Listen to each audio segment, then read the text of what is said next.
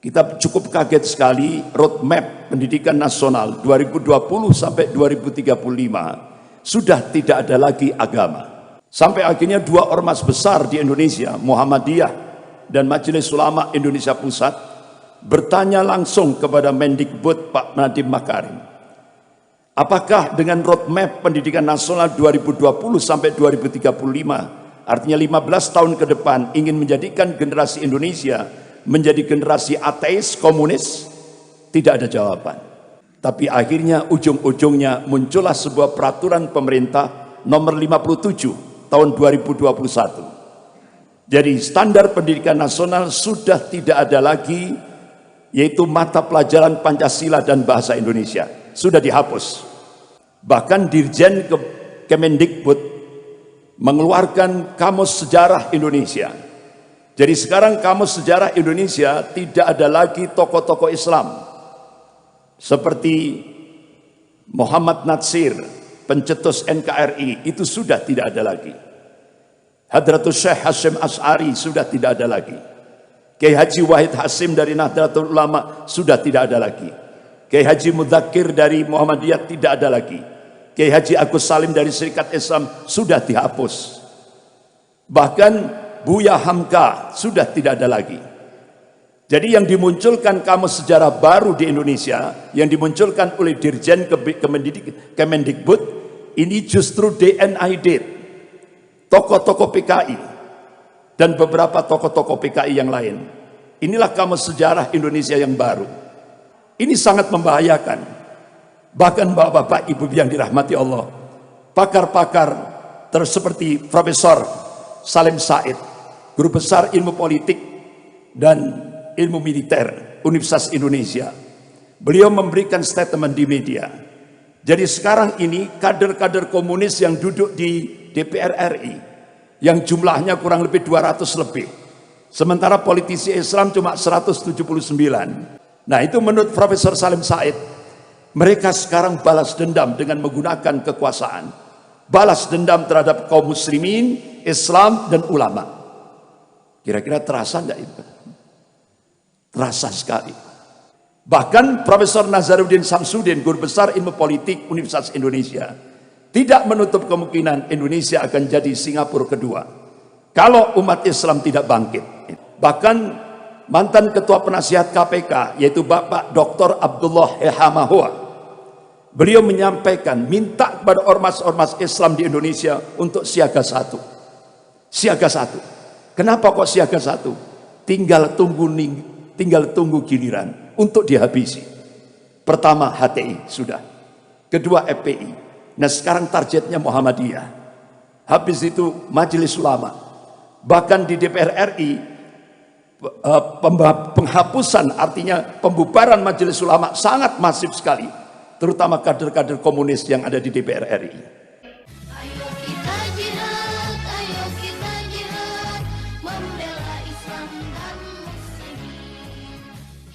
Ma'asyiral muslimin, jamaah subuh rahimakumullah. Problematika umat kontemporer, terlebih ketika kita mencoba untuk melihat potret Indonesia kekinian. Saat Indonesia berubah kiblat ke Cina, ada dampak, ada implikasi Polisos Hankam. Itu yang disampaikan oleh Staf Panglima TNI, yaitu Bapak Mayor Jenderal Aditya Warmantoha di Masjid Al-Azhar, Jakarta Selatan. Ma'asyiral muslimin, jamaah subuh rahimakumullah. Saat kita melihat Indonesia sekarang ini dalam posisi dilematis, saat bahkan ada sebuah nota diplomatik dengan kode referensi Beijing 1448. Di dalamnya isinya Kementerian Luar Negeri Cina dan Kementerian Luar Negeri Amerika sepakat untuk melakukan akselerasi, yaitu percepatan untuk menjadikan Indonesia menjadi sebuah negara sekuler. Dan ini kebalikan dari apa yang ada di Turki. Kalau di Turki dalam waktu 50 tahun berubah dari sekuler ekstrim menjadi Islami yang digerakkan oleh Presiden Turki Tayyip Erdogan. Bahkan beberapa tokoh-tokoh nasional dari Indonesia, salah satu di antaranya Profesor Didin Hafidudin, Rektor Ibnu Khaldun Bogor, terbang ke Istanbul, Turki, mencoba untuk bertanya langsung kepada Presiden Turki Tayyip Erdogan, apa kiat rahasia untuk merubah Turki dari sekuler ekstrim menjadi Islami. Ternyata ada tiga yang digerakkan oleh Presiden Turki Tayyip Erdogan. Yang pertama, gerakan sholat subuh berjamaah. Kemudian yang kedua, gerakan zakat, infak, dan sedekah. Kemudian yang ketiga, yaitu menyambung silaturahim, membangun silaturahim antara umara dan ulama, antara ormas-ormas Islam, tokoh-tokoh Islam, aktivis-aktivis Islam. Sehingga dalam waktu 50 tahun Turki berubah dari sekuler ekstrim menjadi Islami. Bahkan Turki sangat disegani di seluruh dunia sekarang ini. Beda dari Turki yang dulu. Tapi ketika kita melihat potret Indonesia kekinian, ini kebalikan dari Turki. Dari Islami akan dijadikan menjadi sekuler. Sehingga akhirnya kita bisa melihat perubahan ini tahap demi tahap, terstruktur, sistematis, dan masif. Saat Profesor Yudian Wahyudi diangkat menjadi Ketua Dewan Pembinaan Ideologi Pancasila, dari situlah start awal. Keluarlah sebuah statement, agama musuh terbesar Pancasila.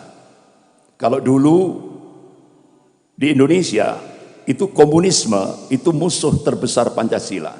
Tapi sekarang agama itu musuh terbesar Pancasila. Bahkan kalau dulu kita lihat musuh terbesar Pancasila itu adalah PKI dan penista agama. Tapi sekarang yang kita saksikan justru penista agama dilindungi oleh negara dan digaji oleh negara. Sebagaimana yang kita saksikan mulai dari Ade Armando, Abu Janda, Denny Sirgar, dan beberapa yang lain. Bahkan Majelis Ulama Indonesia Pusat berkirim surat ke Bareskrim Mabes Polri untuk menangkap Ade Armando. Karena apa? Dia dengan terang-terangan melecehkan Allah, melecehkan Rasulullah, melecehkan Al-Quran, melecehkan Islam, melecehkan ulama. Itu sudah berapa tahun sampai sekarang tidak digubris gitu. Bahkan Ade Armando sampai sekarang dilindungi oleh negara, digaji oleh negara. Nah inilah yang terjadi, belum lagi yang lain-lain. Inilah realitas yang ada. Ma'asyiral muslimin rahimakumullah. Bahkan statement terakhir Profesor Yudian Wahyudi sebagai Ketua Dewan Pembinaan Ideologi Pancasila, dia minta kepada seluruh umat Islam se-Indonesia untuk bergeser dari ketaatan pada kitab suci menjadi ketaatan kepada konstitusi. Artinya apa? Umat Islam di Indonesia ini diminta untuk mencampakkan Al-Quran dan As-Sunnah. Jadi taat kepada konstitusi ciptaan manusia. Itulah statement yang terakhir dari Profesor Yudian Wahyudi sebagai Ketua Dewan Pembinaan Ideologi Pancasila. Jadi benar-benar gerakan peminggiran agama sangat terstruktur, sistematis, dan masif. Bahkan sampai dalam lingkup pendidikan. Kita cukup kaget sekali roadmap pendidikan nasional 2020 sampai 2035 sudah tidak ada lagi agama.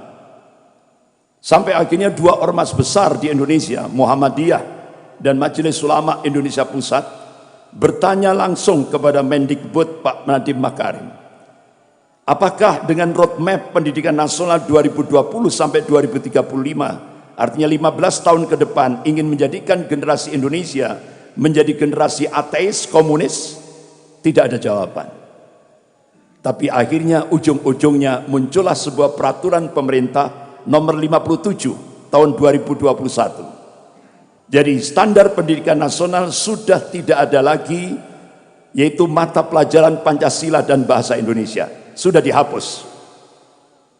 Inilah, jadi tahap demi tahap peminggiran agama ini terstruktur, masif, tersistematis dan masif sekali. Bahkan Dirjen Kemendikbud mengeluarkan Kamus Sejarah Indonesia.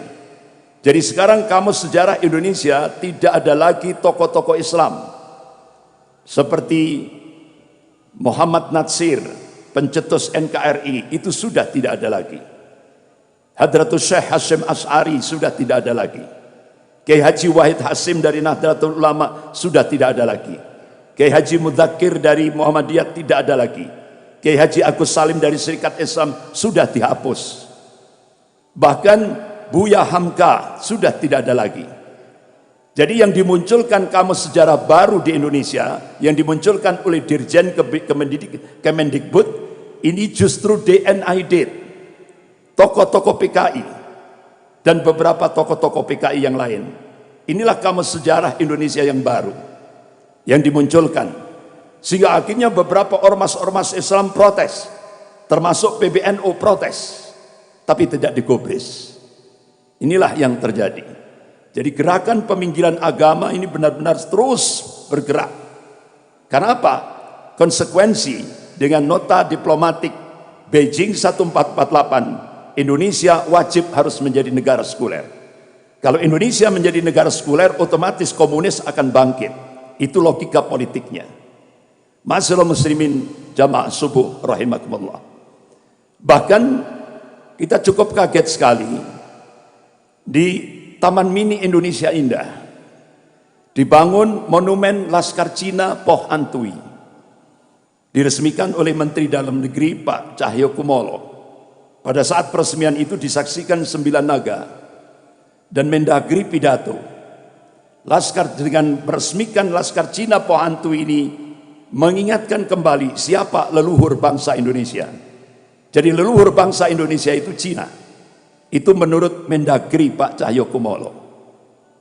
Sehingga akhirnya pakar-pakar sejarah di Jakarta, termasuk Pak Ridwan Saidi, itu budayawan Betawi, marah.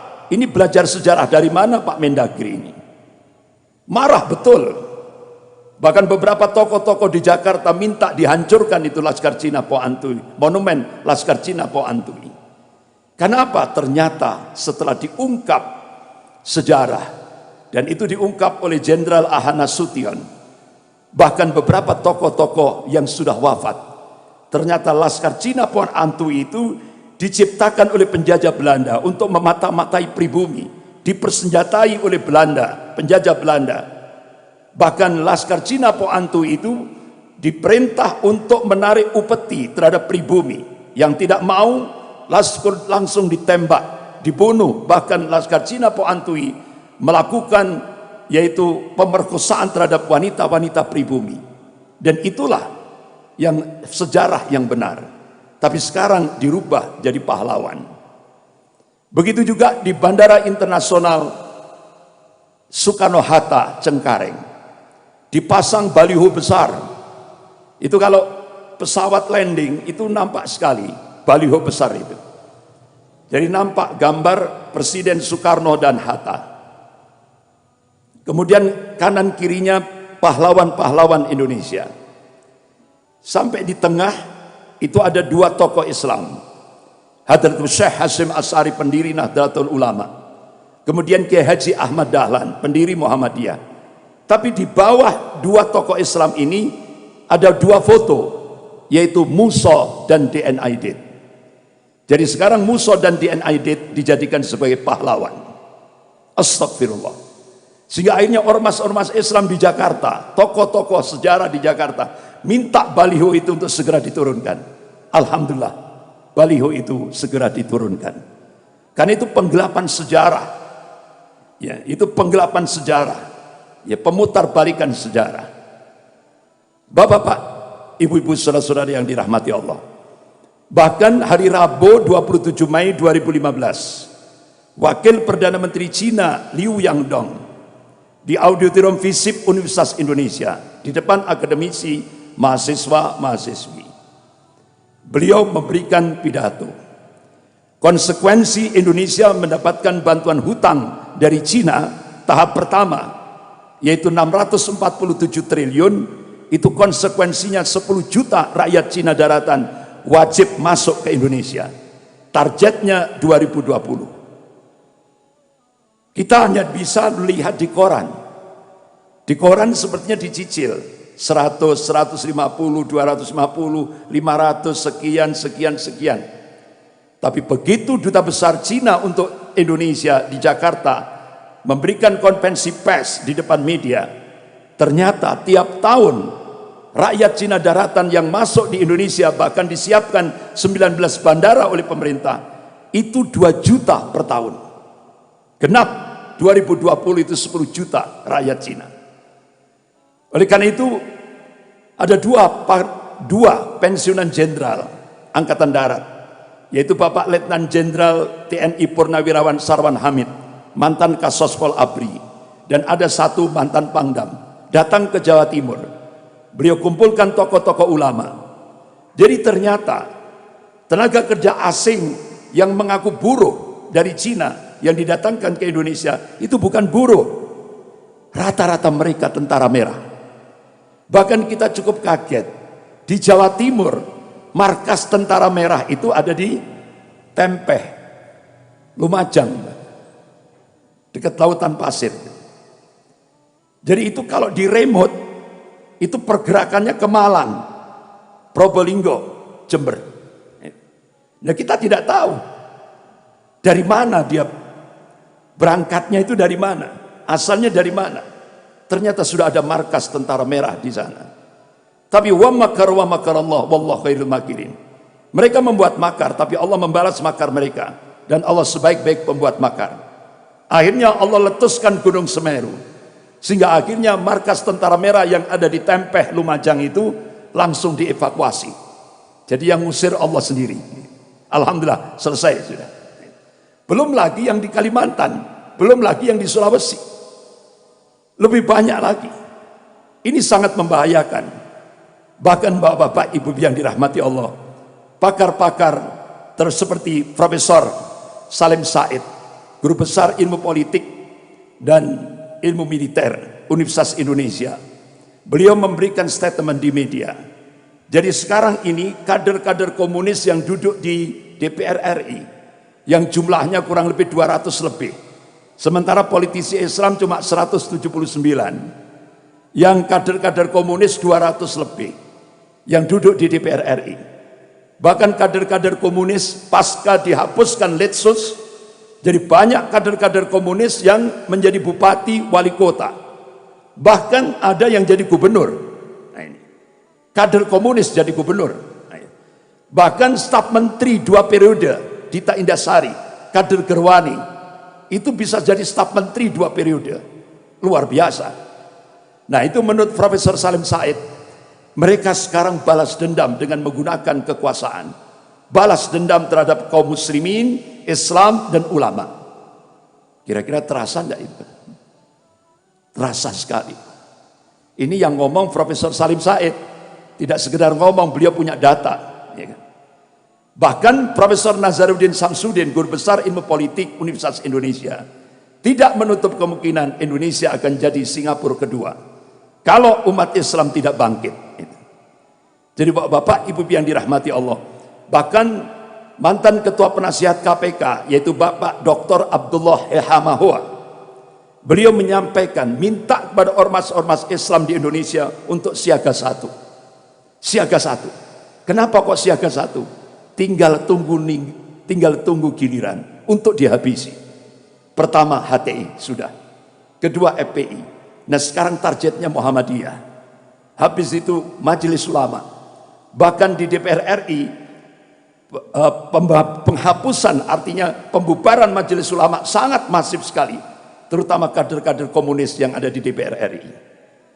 Nah, bapak-bapak, ibu-ibu, saudara-saudara yang dirahmati Allah, sekarang apa yang bisa kita perbuat ketika kondisi realitas Indonesia kekinian seperti ini, potret Indonesia kekinian seperti ini? Apa yang bisa kita perbuat? Allah Subhanahu wa taala memberikan solusi syar'i dalam surah Al-Imran ayat 139. Allah berfirman, a'udzubillahi minasyaitonir rajim, Wala tahinu wala tahzanu wa antumul a'launa in kuntum mu'minin. Wala tahinu wala tahzanu. Jangan kamu pesimis, jangan kamu lemah, jangan kamu merasa inferior, jangan kamu merasa marginal. Wala tahzan, dan jangan kamu sedih. Wa antumul a'launa, sesungguhnya kamu itu tinggi. Coba kata a'la dalam bahasa Arab itu maknanya, yaitu dalam bahasa Arab itu isim tafdil. Artinya yang disifati oleh ayat itu bisa tinggi, bisa unggul.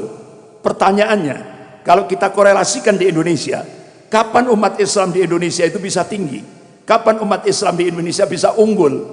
Kapan umat Islam di Indonesia bisa punya al-izzah, kewibawaan? Allah berikan kuncinya, in kuntum mu'minin, jika kalian beriman kepada Allah. Artinya, apa yang bisa kita perbuat? Dakwah tauhid harus terus kita gerakkan. Ini solusi yang pertama untuk menghadapi Indonesia kekinian. Dakwah tauhid terus kita gerakkan, jangan berhenti.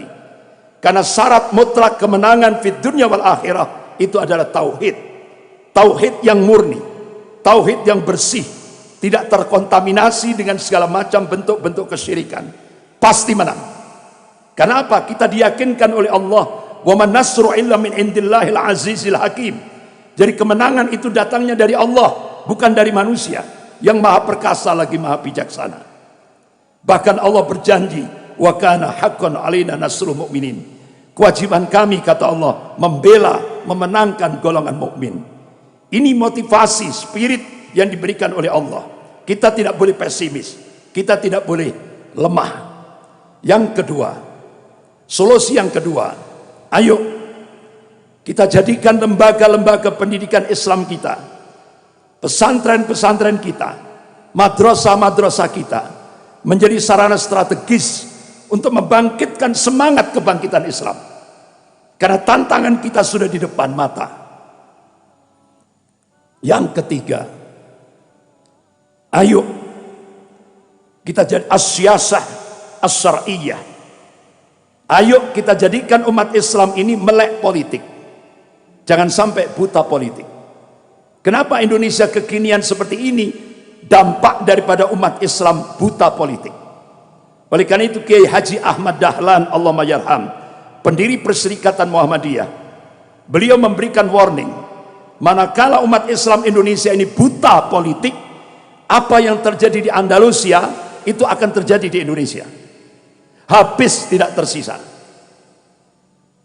Yang keempat, iktisadiyah Islamiyah. Bangun kekuatan ekonomi umat. Dari mana? Masjid. Lewat apa? Kekuatan jamaah. Inspirasinya dari Indonesia ketika peristiwa 212 itu. Tapi yang mempraktekkan lebih dulu Malaysia pada saat Presiden Perdana Menteri Mahathir Muhammad yang umurnya 93 tahun itu. Jadi beliau gerakkan, beli dari muslim untuk muslim. Karena waktu itu Malaysia, kekuatan ekonomi Malaysia dikuasai oleh Cina. Sehingga akhirnya dengan gerakan beli dari muslim untuk muslim, alhamdulillah sekarang kekuatan ekonomi Malaysia dikuasai muslim Melayu. Yang kelima, bangun persatuan dan kesatuan shaf di tengah perselisihan umat. Artinya apa? Masalah-masalah furuk kita pinggirkan. Ayo, karena musuh kita, tantangan kita sudah di depan mata kita. Bagaimana komunisme, Syiah, Rafidah bersatu untuk melumat umat Islam ini. Oleh karena itu, apa yang diingatkan oleh Rasulullah SAW 1442 tahun yang lalu sudah nampak terjadi di Indonesia ini. Kalau Rasulullah SAW, yusiku antada'a alaikumul umamu min kulli ufukin. Hampir-hampir kata Rasulullah, umat-umat kafir itu saling menyeru, saling mengajak-ngajak untuk menyerang kalian min kulli ufukin, dari segenap arah, dari segenap penjuru. Kama tada'a al-akalatu ala qas'atiha. Kalian seperti makanan di atas mangkok kecil yang jadi rebutan orang-orang yang lapar. Ini bahasa kinayah, bahasa kiasan. Sahabat tanya, "Qulna ya Rasulullah, amin killatin bina nahnu yauma idin." Apakah posisi kami pada saat itu minoritas? Apakah jumlah kami pada saat itu sedikit? Apa jawaban Rasulullah? La, tidak.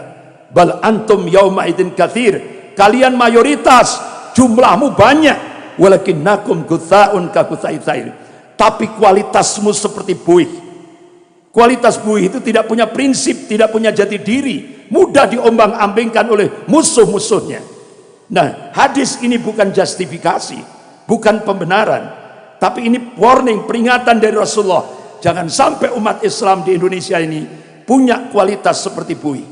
Manakala umat Islam di Indonesia ini kualitasnya seperti buih, Rasulullah mengingatkan, Allah akan mencabut, wala yantazi'annallahu min suduri aduwakum al-mahabbata minkum. Allah akan mencabut rasa takut dari hati musuh-musuh kalian. Wala yakdifannallahu fi qulubikumul wahan. Dan Allah akan mencampakkan al-wahan di dalam hati-hati kalian. Sahabat tanya, ya Rasulullah, wa mal wahan? Apa yang dimaksud al-wahan? Qala hubbud dunya wa karahiyatul maut. Cinta dunia dan takut mati. Jadi kalau sudah penyakit terlalu cinta dunia, takut mati, takut resiko perjuangan, itu sudah menghinggap di hati-hati kaum muslimin, saat itulah Allah akan cabut rasa takut dari hati musuh-musuh kalian, dan kalian seperti makanan di atas mangkok kecil yang jadi rebutan orang-orang yang lapar. Apa yang dikabarkan oleh Rasulullah ini sudah terjadi di Indonesia. Oleh karena itu Rasulullah memberikan solusi konkret. Qala Rasulullah sallallahu alaihi wasallam, "Idza tabayatum bil aina wa akhadtum adnabal baqari wa raditum bi jar'i wa taraktumul jihad, salatullahu alaikum dulla la yanju hatta tarji' ila dinikum." Rawahu Abu Dawud. Idza tabayatum bil aina, jika kalian bermuamalah dengan cara-cara al-ina, salah satu dalam sistem riba.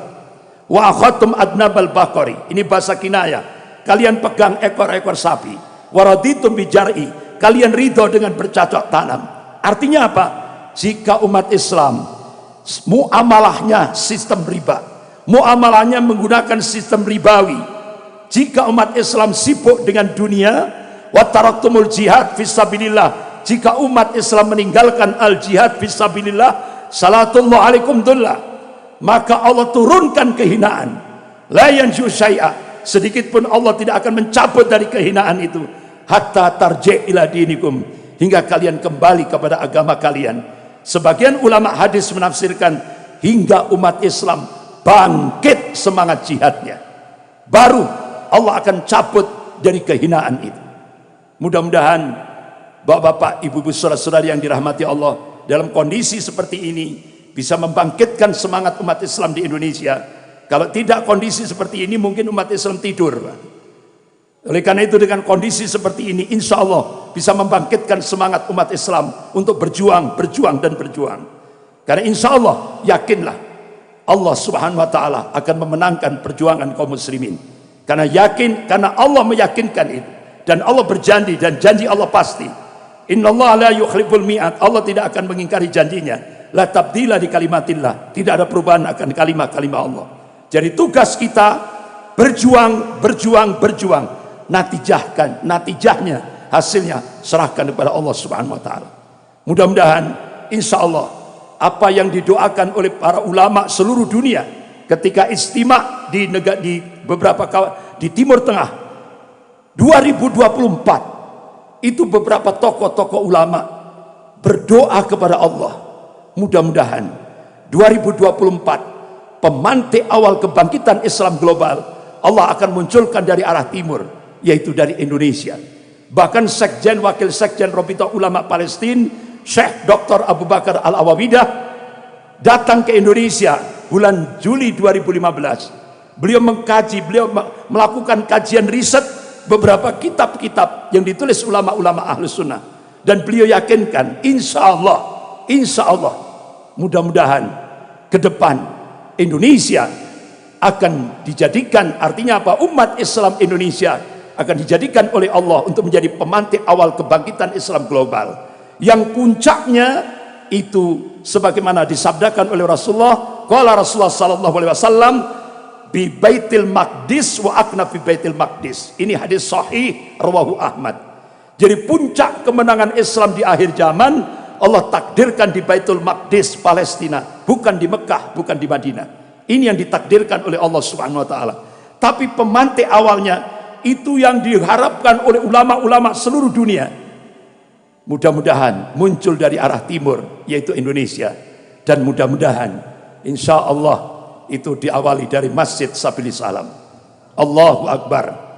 Sekian, lebih kurangnya saya mohon maaf. Astaghfirullahaladzim. Subhanakallahumma wa bihamdik, asyhadu an la ilaha illa anta, astaghfiruka wa atubu ilaik. Wabillahi taufiq wal hidayah. Wassalamualaikum warahmatullahi wabarakatuh.